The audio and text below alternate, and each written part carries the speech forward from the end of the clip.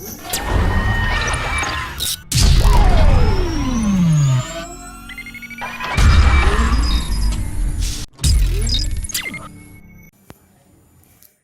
Guys, मेरा नाम है Abhishek Bhatt and welcome to I can learn Java tutorial, जहां पे आप सीख सकते हैं जावा के प्रोग्राम्स और उसके कंसेप्ट्स बहुत ही इजी तरीके से। गाइस, आज का हमारा टॉपिक है कंट्रोल स्टेटमेंट। आज हम पढ़ेंगे और जानेंगे कि कंट्रोल स्टेटमेंट्स आखिर होते क्या हैं और इनके टाइप्स कितने होते हैं और इनके सब टाइप्स कितने होते हैं। ओके, तो गाइस हमारा सबसे पहला क्वेश्चन आता है कि what is control statement. Control statement होता क्या है? It is an statement which controls the order of execution of the program based on their logics and values. Guys, नाम से ही पता चल रहा है ये वो स्टेटमेंट्स हैं जो प्रोग्राम के फ्लो को कंट्रोल करते हैं उसके लॉजिक्स एंड वैल्यू के हिसाब से। Okay, all the conditional and iteration statements comes under the control statement. Guys, यहाँ पे जो मैंने एक टर्म यूज किया है इटरेशन, इसका मतलब लूपिंग का होता है। इस लाइन का मतलब ये हुआ गाइज, जितने भी हमारी कंडीशंस होती हैं, कंडीशन फॉर एग्जांपल मैंने कोई कंडीशन दे दी, या तो अब वो ट्रू होगी या तो वो फॉल्स होगी। ठीक, एक कंडीशन है। और जो हमारी लूपिंग होती है कि अगर मुझे अपना नाम जो है 5 बार प्रिंट करना है तो उसमें एक लूपिंग प्रोसेस, एक लूप लगता है। ठीक है, ये सारा का सारा जो है होता है हमारा, ये हमारा कंट्रोल स्टेटमेंट के अंडर आता है। ओके, नेक्स्ट है हमारा टाइप्स ऑफ कंट्रोल स्टेटमेंट। हमारे कंट्रोल स्टेटमेंट से कितने टाइप्स होते हैं? There are mainly 3 types of control statements which are as follows. Control statement के 3 पार्ट होते हैं। पहला है हमारा सिलेक्शन, जिसको हम कंडीशनल स्टेटमेंट बोलते हैं, इटरेशन जिसको हम लूपिंग स्टेटमेंट बोलते हैं, और जंप स्टेटमेंट। गाइस, अगर मैं सिलेक्शन की बात करूं तो जैसा मैंने अभी आपको बताया, सिलेक्शन स्टेटमेंट में हम सिर्फ एक कंडीशन देते हैं। अब या तो वो कंडीशन ट्रू होगी या तो कंडीशन फॉल्स होगी। अगर कंडीशन ट्रू होगी तो उस कंडीशन का जो ब्लॉक होगा वो एग्जीक्यूट हो जाएगा। अगर वो कंडीशन फॉल्स होगी तो वो उस कंडीशन के ब्लॉक को एग्जिट करके जो भी एल्स का पार्ट होगा वो उसको एग्जीक्यूट करता है। गाइस, सेकंड है हमारा इटरेशन, जिसको मैंने बोला कि लूपिंग स्टेटमेंट। गाइस, इटरेशन का मतलब ही होता है कि लूपिंग, किसी चीज को बार बार करना, या हम प्रोग्राम को ये गाइड कर दें कि इस चीज को कितनी बार करना है, किसी एक प्रोसेस को हमें कितनी बार चलाना है, जिसको हम लूपिंग बोलते हैं। ठीक, उसको हम बोलते हैं इटरेशन। थर्ड है हमारा jump statement. Guys, basically jump statement हमारा तब काम आता है जब हम किसी एक ऑनगोइंग मेथड, अगर कोई एक प्रोसेस अगर चल रहा है, उसको क्विट करके इमीडिएटली वो किसी और मेथड की कॉलिंग में लग जाए। ठीक है, या किसी प्रोसेस को छोड़ के किसी और प्रोसेस में लग जाए, उसके लिए हमारे जंप स्टेटमेंट्स का ही यूज होता है। ओके गाइस, नेक्स्ट आते हैं।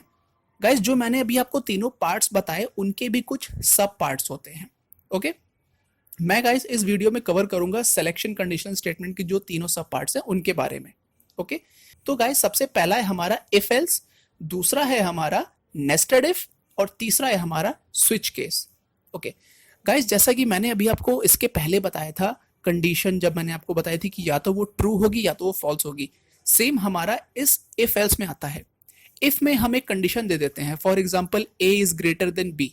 अगर ये कंडीशन ट्रू होगी तो इफ का जो ब्लॉक होगा वो एग्जीक्यूट हो जाएगा। अगर ये कंडीशन फॉल्स हो गई तो ये क्या करेगा, इस वाले कंडीशन से एग्जिट होके हमारे एल्स में आ जाएगा और हमारे एल्स के ब्लॉक को एग्जीक्यूट कर देगा। ओके गाइस, सेकंड है हमारा nested if. Nested if basically क्या होता है कि एक इफ के अंदर, यानी कि एक कंडीशन के अंदर दूसरी कंडीशन। ओके, जैसे मैंने एक इफ कंडीशन दे दी, उसके अंदर जाके उसके ब्लॉक के अंदर मैंने एक इफ कंडीशन एक और दे दी, तो एक के अंदर एक, इसी को बोलते हैं nested if. Okay guys, next है हमारा switch case. Switch case basically हम इसलिए यूज करते हैं ताकि हम अपने प्रोग्राम में कोई एक स्पेसिफिक पोर्शन जो हम उसको रन करा सकें। फॉर एग्जांपल, इसका जो बेस्ट एग्जांपल होगा मैं आपको अगर बताऊं तो कैलकुलेटर का प्रोग्राम। गाइस, मैं उसका प्रोग्राम आपको जल्द ही बना के दिखाऊंगा। कैलकुलेटर का प्रोग्राम की अगर मैंने 2 वैल्यूज ली हैं 2 और 3, मुझे उसका अगर एडिशन कराना है और मेरे ऑप्शन नंबर 1 पे मैंने एडिशन कराया है, ऑप्शन नंबर 2 पे सब्ट्रैक्शन कराया है, ऑप्शन नंबर 3 पे मल्टीप्लिकेशन करा है, मुझे कराना है ऑप्शन नंबर 2। तो जैसे ही यूजर ऑप्शन नंबर 2 चूज करेगा तो ऑटोमेटिकली उन दोनों का सब्ट्रैक्शन हो जाएगा। तो इस तरीके से होता है हमारा स्विच केस। गाइस, इसको और इजी करने के लिए मैं ना आपको तीनों के अलग अलग एग्जांपल्स शो करा के दिखा देता हूँ। ओके, तो सबसे पहले हम बात करेंगे अपने इफ एल्स की। आइए उसका एग्जाम्पल देखते हैं। ओके, तो गाइस यहाँ पे मैंने एक छोटा सा एग्जाम्पल बनाया है इफ एल्स का, जिसमें भी आप देख सकते हैं कि मैंने यहाँ पे बस एक नॉर्मल क्लास बनाई है इफ एल्स। मैंने अपना मेन मेथड ले लिया है यहाँ पे, और मैंने यहाँ पे गाइस दो वेरिएबल्स ले लिए हैं इंटीजर टाइप के, जिसमें मैंने a इज इक्वल टू 3 और b is equal to 2 store कराया हुआ है। गाइस मैंने यहाँ पे अपनी एक इफ कंडीशन ली है a is greater then b। अगर a is greater then b है, ठीक, जैसे कि गाइस हम अपने वेरिएबल्स को देख के ही, अपने जो वैल्यूज हैं हम उनको देख के ही पता कर पा रहे हैं कि हमारा जो है a बड़ा ही है। लेकिन मैंने जैसे यहाँ पे एक कंडीशन दे दी कि if a is greater then b, अगर a b से बड़ा है तो क्या होगा, अगर ये कंडीशन ट्रू हो गई तो जो हमारे इफ का ब्लॉक है ये वाला, ये एग्जीक्यूट हो जाएगा।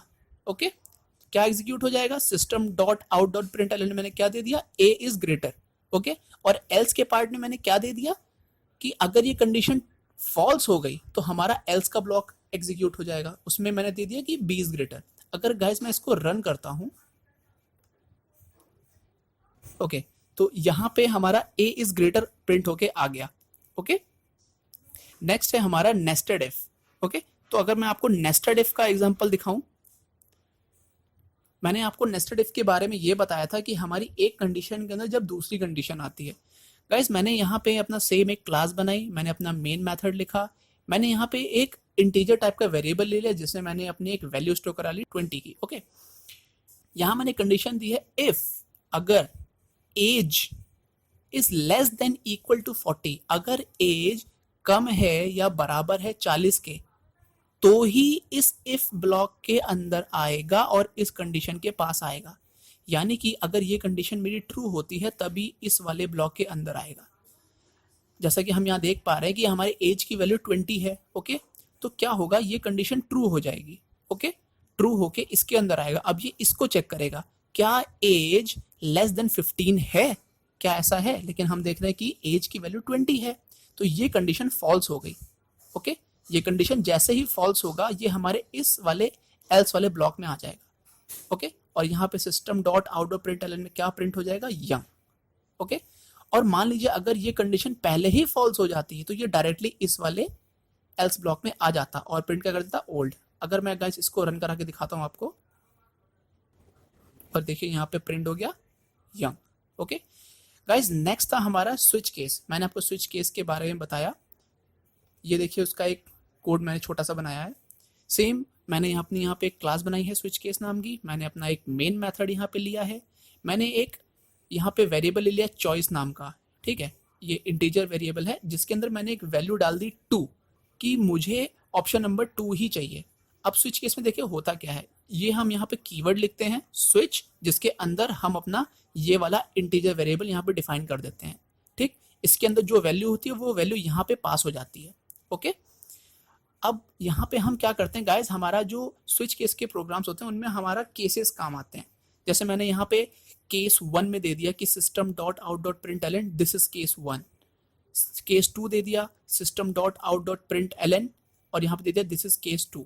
इनके बीच में यहाँ पे मैंने ब्रेक यूज किया है गाइज, ब्रेक हम उसमें पढ़ेंगे आगे जंप स्टेटमेंट में। ठीक है, ये जंप स्टेटमेंट का पार्ट होता है ब्रेक, कंटिन्यू एंड रिटर्न, जो हम आगे पढ़ेंगे। तो गाइज मैंने यहाँ पे चॉइस की वैल्यू दी है 2, यानी कि ऑप्शन नंबर 2 चूज हो यूजर के हिसाब से। तो क्या होगा, ऑप्शन नंबर 2 के पास आएगा और इस वाली लाइन को एग्जीक्यूट करेगा। ओके, और गाइस यहाँ पे जो मैंने डिफॉल्ट दिया हुआ है, डिफॉल्ट का मतलब होता है कि अगर मैंने कोई और एंट्री पास कर दी, जैसे मेरे पास सिर्फ 2 ही केस है 1 एंड 2, अगर मान लीजिए मैंने 3 इनपुट दे दिया तो ये बाय डिफॉल्ट इसको एग्जीक्यूट करता है, उसके अंदर जो भी चीज होगी उसको एग्जीक्यूट कर देगा। जैसे मैंने यहाँ पे दिया है कि इनवैलिड ऑप्शन। ओके, अगर मैं गाइस इस प्रोग्राम को रन कराता हूँ चॉइस 2 के हिसाब से, तो ये क्या करेगा, केस 2 को एग्जीक्यूट कर देगा और इसको प्रिंट कर देगा। ओके, आइए इसको रन कराते हैं, और द केस इज 2 मेरा यहाँ पे प्रिंट होके आ गया। ओके, तो गाइज ये था बेसिकली हमारा सिलेक्शन एंड कंडीशनल स्टेटमेंट के बारे में, जिनमें मैंने आपको तीनों पार्ट्स के बारे में समझाया, जो कि इनके सब पार्ट्स हैं, if else, nested if and switch case. Guys next part में हम बात करेंगे इटरेशन एंड लूपिंग स्टेटमेंट के बारे में। ओके, जानेंगे उसके एग्जाम्पल्स और सीखेंगे कि कैसे वो काम करता है। ओके गाइज, आप इटरेशन और लूपिंग स्टेटमेंट के वीडियो के लिए आप आई बटन पे क्लिक कर सकते हैं एंड डायरेक्टली वहां से जाके उसको देख सकते हैं। Thank you so much guys, please like this video. अगर आपको कोई भी कंफ्यूजन है please let me know in the comment section, and guys please don't forget to subscribe this channel for more videos. Okay, thank you so much.